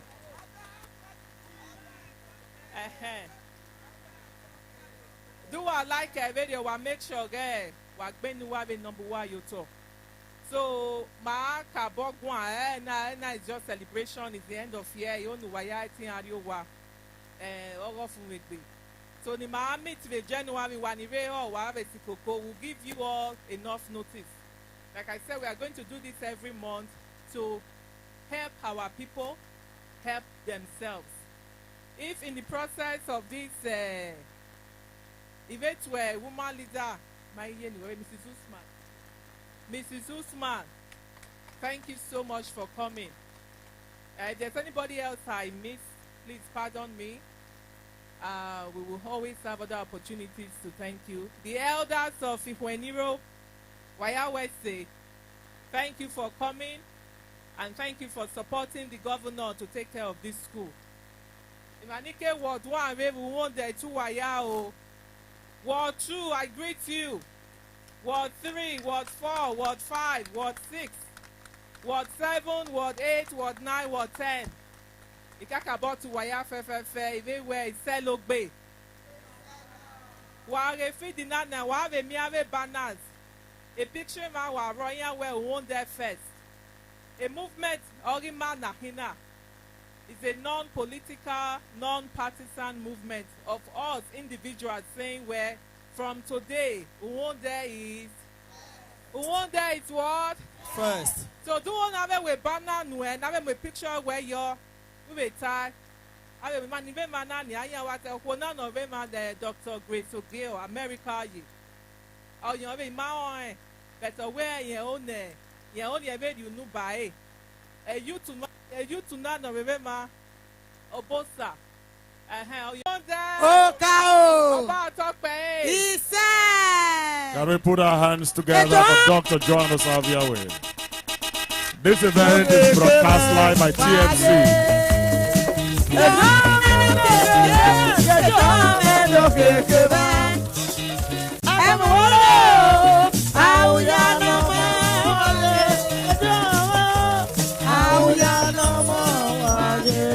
Thank you very much. You can see before the closing formalities, our spirits are working together. I personally went to Honorable. Will you like to say anything before Madam speak? He said, no, let her carry on. But now that Madam, her colleague, and a junior one at that, has appealed to him, the big masquerade comes at last. Can we put our hands together for Honorable Monday Osaigbovu to give his goodwill message?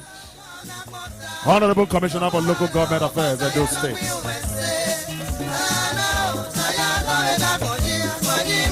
What big it is? Aha! Why will it quick move on?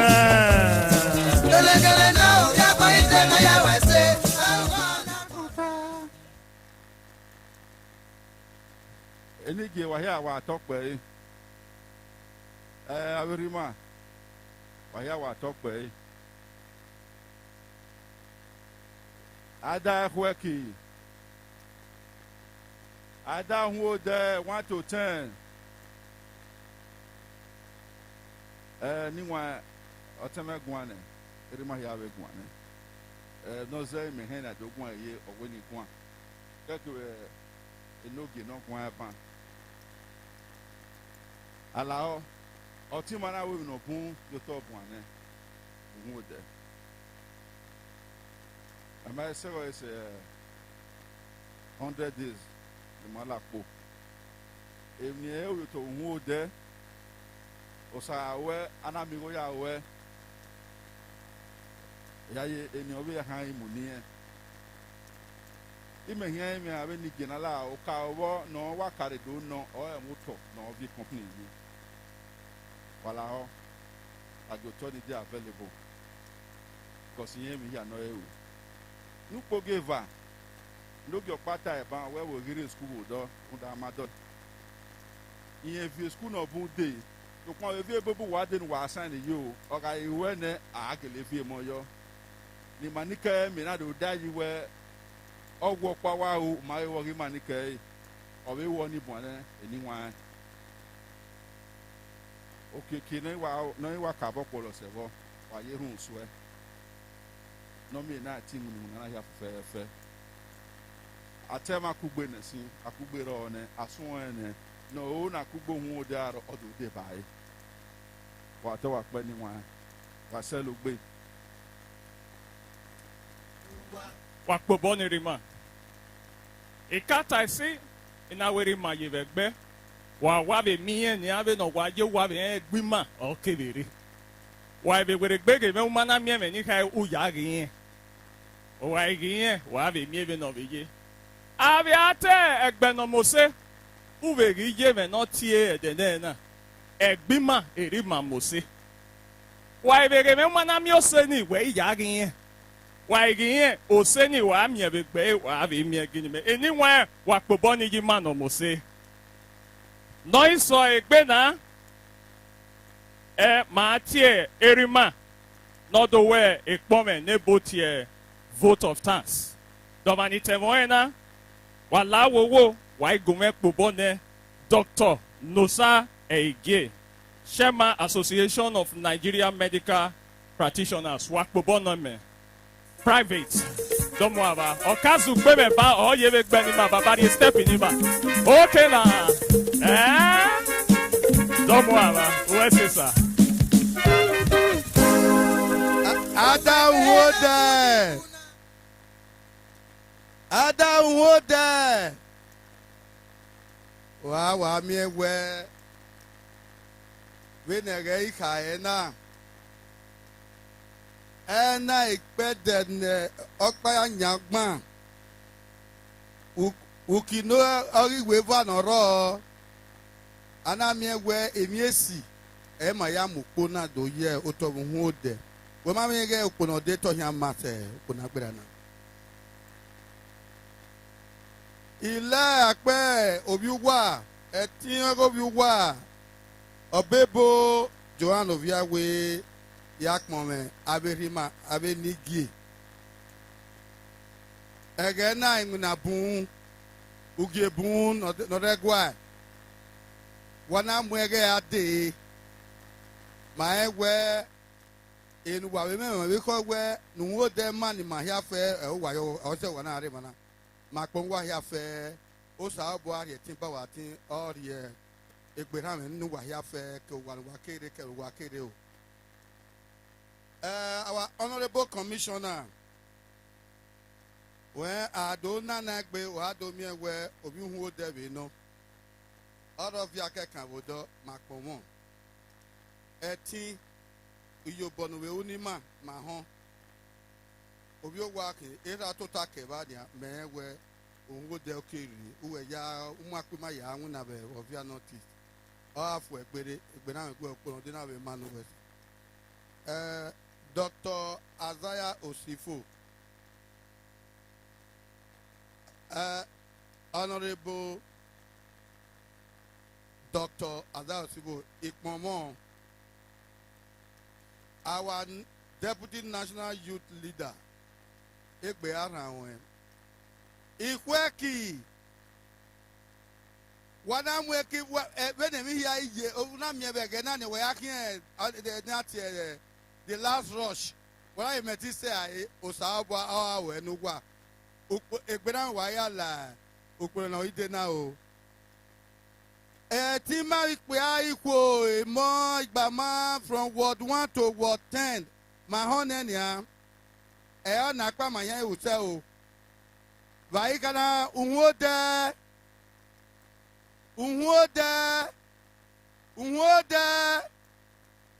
Uhunmwode okao ehia na mi Uhunmwode aimi mi ma bi eke le ma pon wa ya fe igbe wa ya re igbe na wa ya ri ogwa gbogbon ne ma ya la igbe na me oba atope. The closing formalities. After the closing formalities, just stay where you are. The sharing will be done accordingly.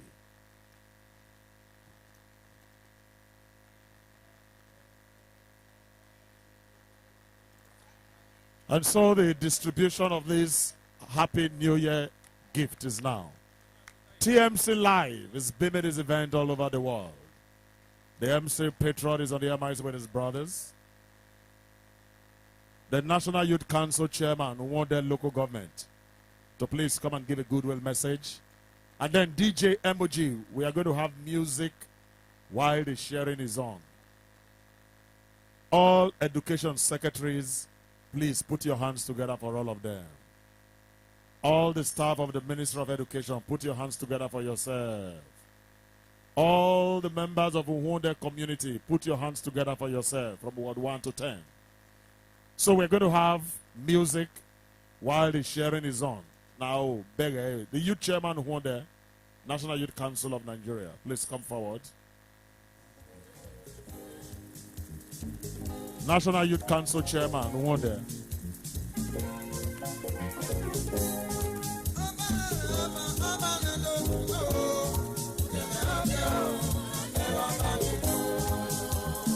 the vice chairman to represent him. Osageredi.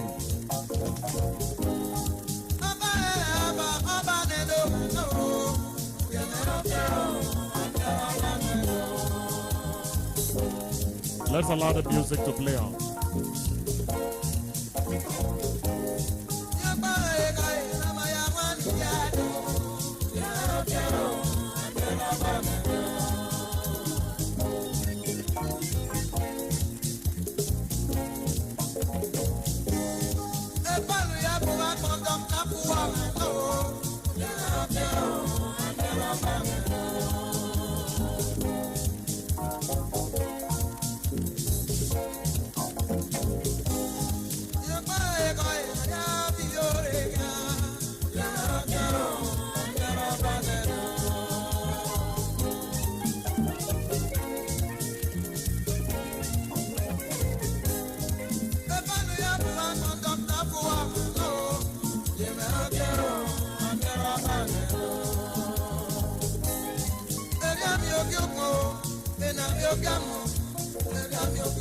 Some pictures.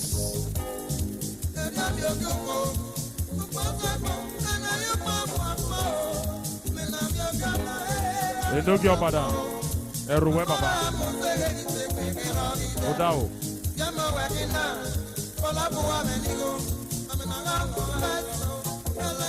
Our face mask in Mure. How about where coronavirus is still?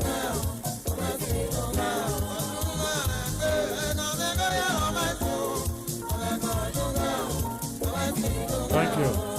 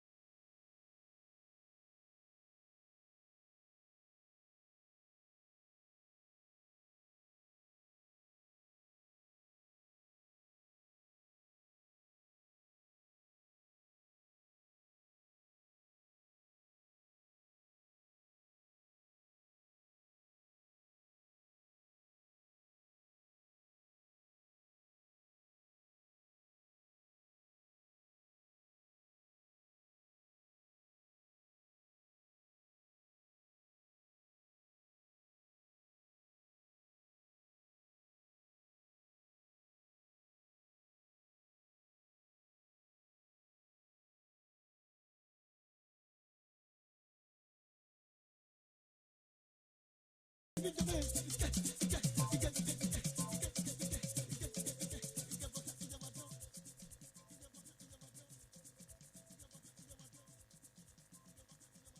time we said something like this, I don't know whether it's politics, but now you've come to tell us that politics has nothing to do with it. What is your motive? Well, as a government appointee, Commissioner of Education, our boss, His Excellency Governor Godwin Obaseki, always tells us that good governance is paramount, and there can't be good governance if the people, if the citizens are not feeling the impact of government. So for me, even though I'm Commissioner of Education, I'm also from a local government, and that is Uhunmwode. And I felt that in addition to my responsibilities to the whole state as a Commissioner of Education, I also have a responsibility to my local government to enlighten them about opportunities, various opportunities and initiatives, various poverty alleviation opportunities and wealth creation initiatives that this administration has been promulgating now for the last 5 years. So it's important that the good people of Uhunmwode are aware of these opportunities and they take advantage of it. Also, as a political appointee, it also behooves me that it's the end of the year, and so I need to felicitate with my people and gather them together for a brief celebration. So I can observe that there's a very big weeks in for PDP, for example, it's not here. Would it be that they should go back into this program? Like I said, this is not a political event. It's an end-of-year event, and this is not the first and the last. We have just birthed an ideology, or a movement, if you will, that Uhunmwode First. So for us who are from Uhunmwode should be the first. So if you look around this field today, you're going to see banners of Uhunmwode sons and daughters at home and in the diaspora. We are affirming that dictum that Uhunmwode should be the first. And so those who couldn't come, it's the end of the year. So people have all kinds of commitments, and this was done fairly recently. This program, the idea for the program came about fairly recently, and so I believe that what's most important is that the people of Uhunmwode are here today. This is an event for the people of Uhunmwode, by the people of Uhunmwode and of them. So we are very happy. So you say it's good to say, it's safe to say that you are satisfied with the response? Absolutely, we are satisfied. We didn't want it to be rowdy. We wanted it to be very, very contained and organized. In January, we are moving to a hall. It's every month we are having this community outreach. So it's not a flash in a pan stuff. It's we are really serious. Today at this event, we launched the Uhunmwode Opportunity Database, and essentially what this means is that whatever opportunities are there, we want to have a way to get it to the people. And so we are going to categorize our people. Those who are farmers can take advantage of the Anchor Borrowers program of the government. Those who are youth can take advantage of the various opportunities, amazing and fantastic opportunity provided under Edo Jobs. We have the SDG that caters to women, market women. We have the SME, small business opportunities. The First Lady of Edo State, Her Excellency Mrs. Obaseki, also has various programs for women and girls that we want the people of Uhunmwode to take advantage of. Thank you. Thank you very much.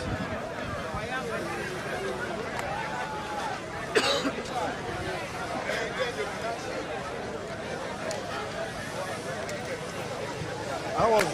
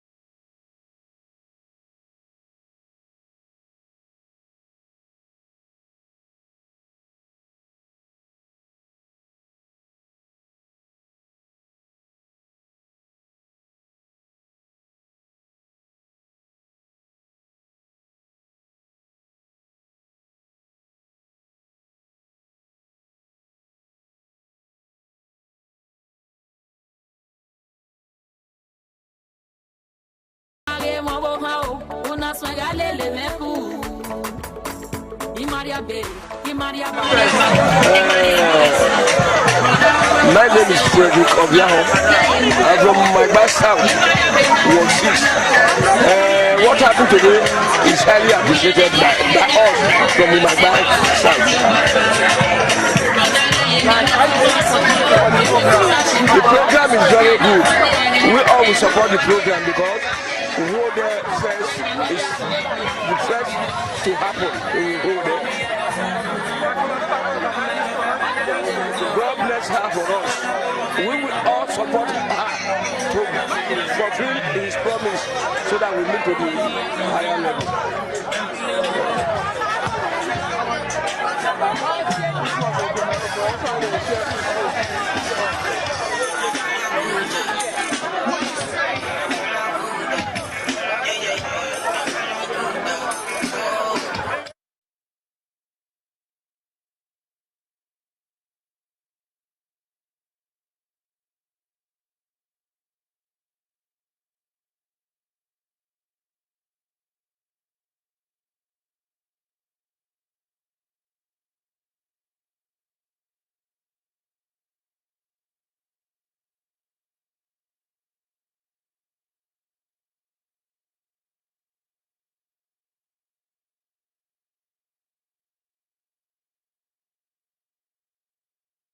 I have to thank the madam or the set of people that formed this occasion.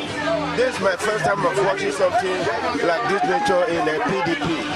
If we can continue like this, the group will have more faith in future.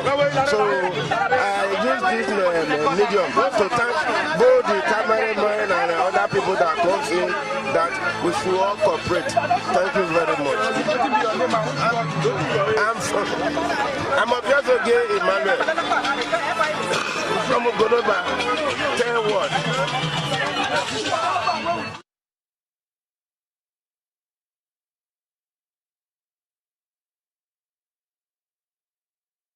When WEALYH was created in 1991,